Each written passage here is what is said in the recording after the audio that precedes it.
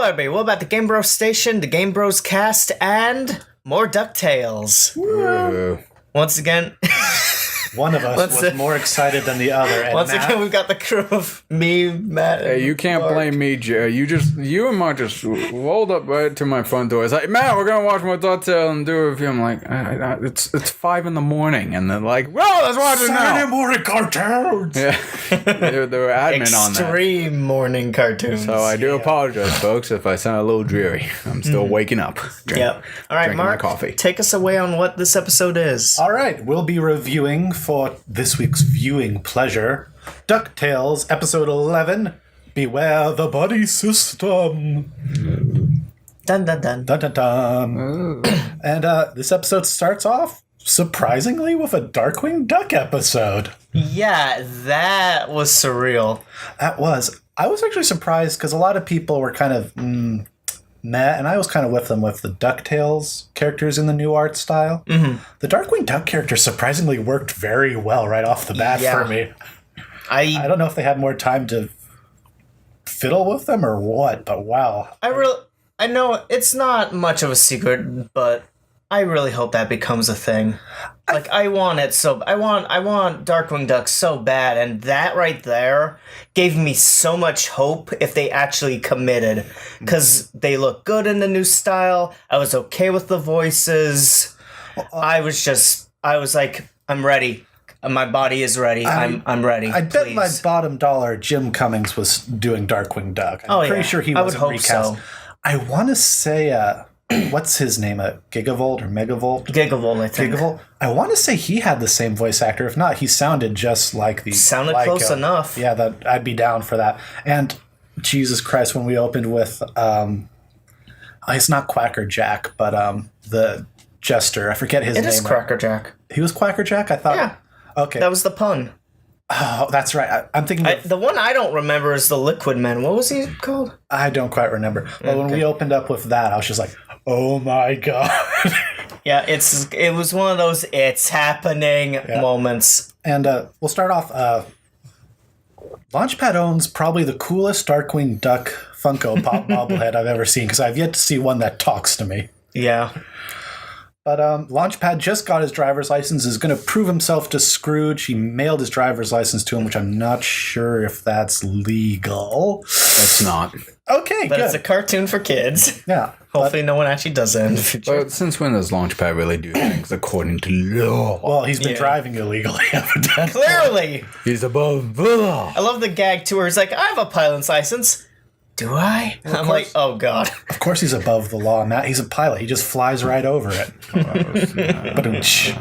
Anyway, Mark Beeks, who I don't think you guys saw his episode. He's basically just the millennial kind of billionaire. I figured.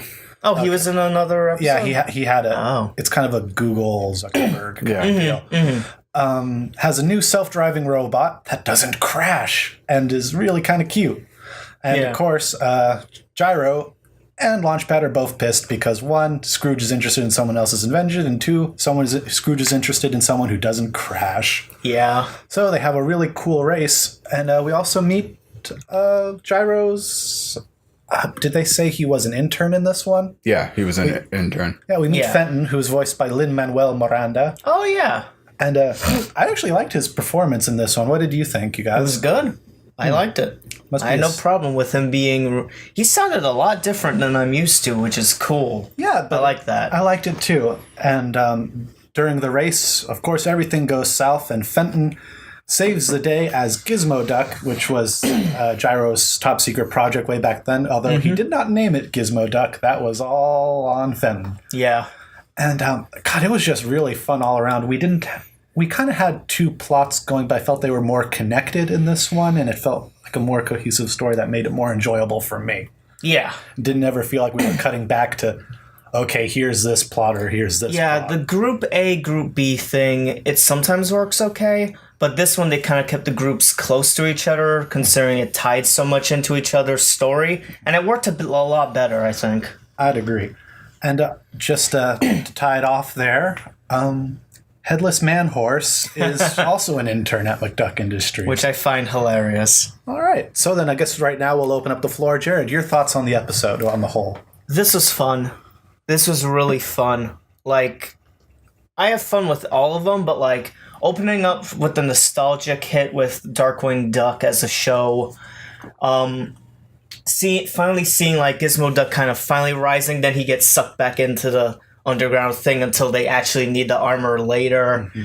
Just everything hit really good notes with me, and the fact that like it turns out, what was the millennial? Mark Beeks. Mark Beek. Wow. Mark Beeks. Wow. Okay, I'm sorry. It's taking me a bit to get over that name. Mark Beeks. The fact that like he basically stole the bulb, bulb tech kind of whatever thing, and didn't fix it at all. Yeah. Go figure. So it turns evil again, and all shit goes loose. It was a lot of fun. I had a lot of fun with this. It had a lot of action. I like the kind of call to Iron Man when the Fenton calls the Gizmo Duck suit. It's good. Real good. And how about you, Matt? I know you were just so pumped and excited and awake. Care to fill us in on your thoughts? Yeah, sure, I'll do that. No, actually, I agree with Jared a lot. I think this episode was way more up my alley in terms of blockbustery. The A and B story was a lot more intertwined. It worked pretty linear with each other and didn't feel disjointed at all. Like, whether if you focused on Fenton, the launch pad, or you just focused on the whole Mark Zuckerberg beak guy with the little robot, evil robot thing, they both influenced each other. Mm-hmm. And I was really happy about that. And it was very much a classic Saturday morning cartoon action episode. It's just like adventures, thrills, and stakes. So, I overall enjoyed that. We're just doing positives right now, right? You can go into whatever you want. Yeah, whatever you want. Because, I mean, like, as far as positives goes, like, that was pretty much it. I was entertained. I had fun with the whole thing. Only other couple of negatives that I could really think of is, I don't know, Launchpad is not growing on me that well. Like, I don't hate him or dislike him. It's just a lot of things that he does doesn't even make me go, right, or anything like that. It's just like, yeah, okay. You feel like he crashes jokes kind of played out already. His dialogue, the way he he's phrases himself, dumber than he's been portrayed in the past. A lot dumber. Sadly. I mean, I guess in the old shows he was more aloof. Yeah. In this one, he's just like actively screwing up on like basic language functions and things like that. And they're not cringy, but they're just not like clicking with me. They're not. They're not being pushed, I guess, in the right direction, in my opinion. I'd meet you on that one, yeah. But apart from that, I do like the tease we had with the Gizmo Duck suit at the beginning, because I kind of feel like that the whole show has been like that throughout the first season that we've seen. It's like they kind of tease like some things that some of us are nostalgic for, but not quite commit to it just yet, because it seems like they're trying to tell an overall narrative, sort of.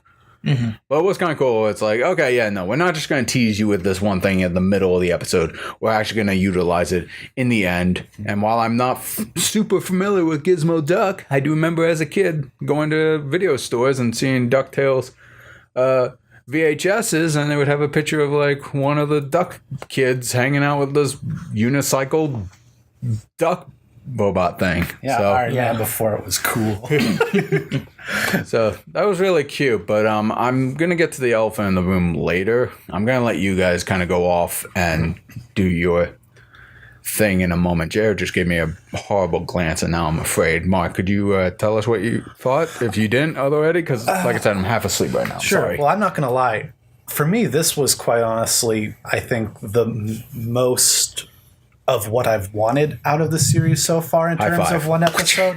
This is it's everything that the original, I feel like, kind of was in many ways, but also just living up to it being, it was just entertaining. It wasn't, I would watch this one again. There's been plenty of episodes that I've been like, okay, maybe not, maybe meh, whatever. Yeah. And I don't know. It was great because I was worried if it weren't for the fact in promotional stuff they kind of promised Gizmo Duck in this one. I was ready for them to be like, oh, no, you're not seeing Gizmo Duck yet. Nice try. And I was about to be like, I'm going to have to wait for another episode to get to it. And they just committed to it. And it's great. Because like you said, there's been a lot of things that have been kind of teased at, but not kind of brought to the forefront. Like, I'm still waiting for freaking Magica De Spell to show up at some capacity. Yeah. And where the hell's our Mickey Mouse? Damn it! We know you're there with your gloves touching everything. That'd be really cool. But yeah, I mean, this was Saturday morning cartoons. That's the best way to put it. This is the old shit I miss. Yeah. Now I'm stuck watching goddamn Game of Thrones and Westworld and all this sophisticated shit. God fucking damn it. I just want to see ducks go on adventures. Ducktales. There's a crossover. Yeah. Let's no.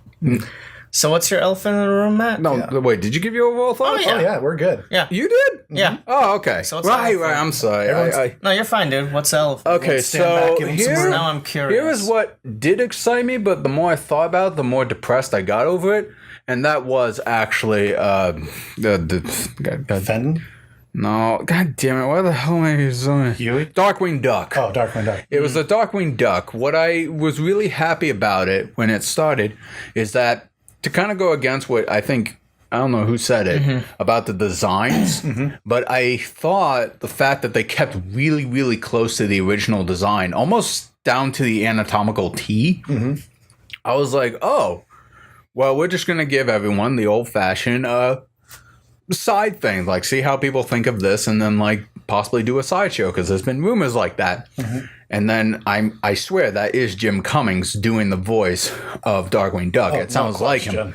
Probably a little more experienced, not like the Vader and Rogue One kind of experience, but it sounds like he's been practicing voice acting for years now, so it sounds a little less garbled. Well, it's been like, what, 15, 20 years since Probably 30.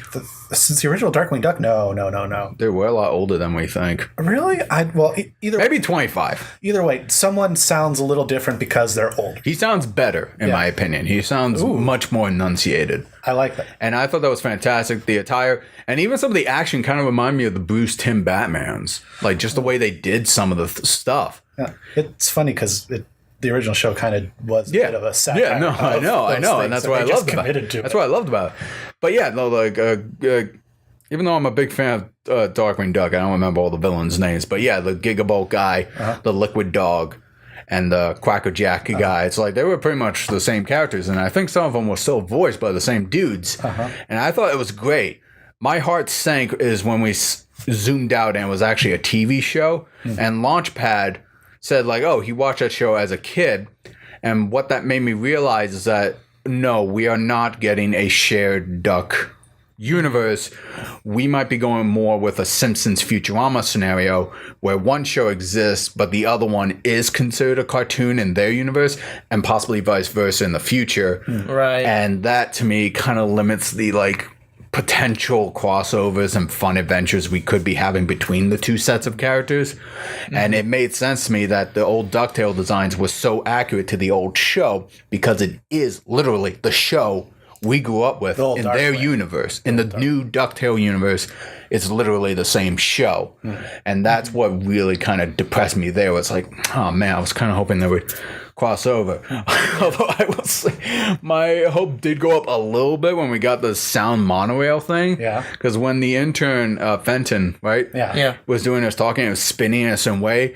For some reason, I thought the episode was going to go off and actually create a portal to bring Darkwing Duck into our current timeline universe. Because it kind of looked like a portal. I was like, ooh, is this where we're going? But no, it was just a visual gimmick. But yeah, I like that, the idea of it, but now that it's no longer a canonical thing, like it's just a show within a show, kind of kills my excitement for it, so...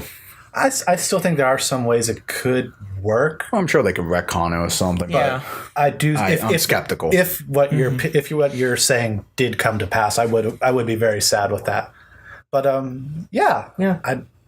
But that's just coming from someone who's a way bigger Darkwing Duck fan than Ducktales. Yeah, you got the comics. Yeah, no, dude, I got the first season and I love watching them. So, Oh yeah.